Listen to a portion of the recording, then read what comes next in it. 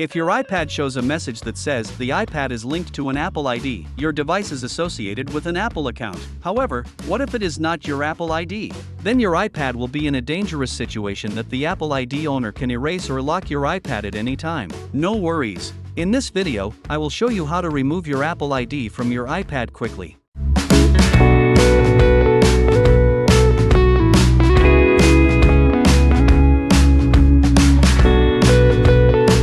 Method 1. Fix this iPad is linked to an Apple ID easily and quickly. The easiest way to remove the Apple ID is to use the comprehensive unlocking tool, AnyUnlock. Whether you need to remove someone else's Apple ID from your iPad or you've forgotten your own password, it can help you bypass the Apple ID without a password effectively. Besides, it can bypass the iPhone screen passcode, bypass MDM, remove the screen time passcode, and so on. Now, let us fix it step by step. Step 1. Download AnyUnlock for free and open it on your PC or Mac. Step 2. Select Unlock Apple ID and click Start Now. Step 3. Connect your iPad to your computer using a USB cable and click Unlock Now. Step 4. AnyUnlock will remove the Apple ID from the iPad automatically. Please do not disconnect your device until it restarts. Step 5. When the removal process is completed, you will see that your iPad has been fixed successfully.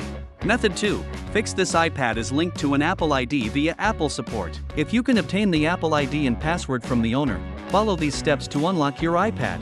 First, reset the Apple ID password by visiting Apple's I Forgot page, entering the Apple ID, and following prompts to verify your phone number or answer security questions.